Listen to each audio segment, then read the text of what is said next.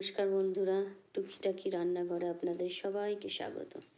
আজকে আমি বানাবো খিচুড়ি বলুন বা নিরামিষ দিনে ভাত ডালের সঙ্গেও একটা সুন্দর বাঁধাকপি বা লাবড়া বলতে পারেন এর রেসিপি। সরস্বতী পুজো এসে গেছে, এই লাবড়ার রেসিপিটা খুব ভালো লাগবে, বা বাঁধাকপি যেটাই বলুন, খুব ভালো লাগবে খেতে। ভাত, নিরামিষ দিনে ভাত ডালের সঙ্গে বা খিচুড়ির সঙ্গেও। তো চলুন ভিডিওটা শুরু করা যাক। দেখতে কেমন হয়েছে সুন্দর, পুরো ভিডিওটা দেখার অনুরোধ রইল। কড়াইতে সবার প্রথমে আমি একটা ভাজা মশলা করে নেব। তার জন্য আমি এখানে গোটা ধনে 2 চামচ, গোটা জিরে আর মৌরি শুকনো খোলায় ভেজে নেব। এই যে 1 চামচ জিরে, হালকা একদম কম স্টিমে আগে এগুলোকে একটু ফ্রাই শুকনো কড়াতেই নেড়ে নেব ভালো করে, যাতে স্টিমটা অবশ্যই কম করেই রাখবেন, কম করে রেখে ভাজবেন।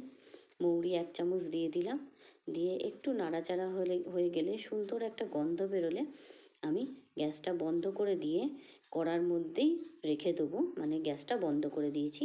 দিয়ে কড়ার মধ্যে একটু নাড়াচাড়া করে নেব, তাহলে আরও একটু বেশ কড়কড়া হয়ে যাবে। এবার আমি কড়াইয়ের মধ্যে ওই কড়াইতেই সর্ষের তেল দিলাম। আমি এখানে রান্নাটা সর্ষের তেল দিয়ে করব।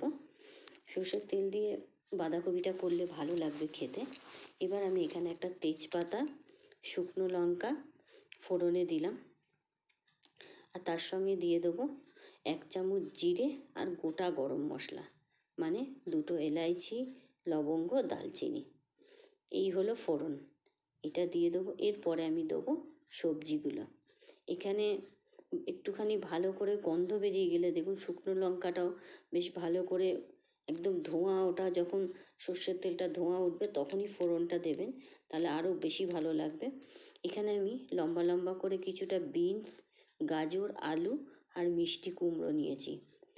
মিষ্টি কুমড়োটা অবশ্যই বাঁধাকপির মধ্যে দেবেন, স্কিপ করবেন না।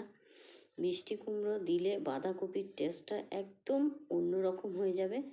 আর তার সঙ্গে মটরশুঁটিও দিয়ে দিয়েছি।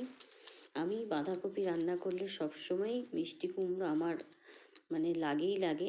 আমি মিষ্টি কুমড়ো ছাড়া বাঁধাকপি বানাতে আমার ভালো লাগে না, কারণ বাঁধাকপির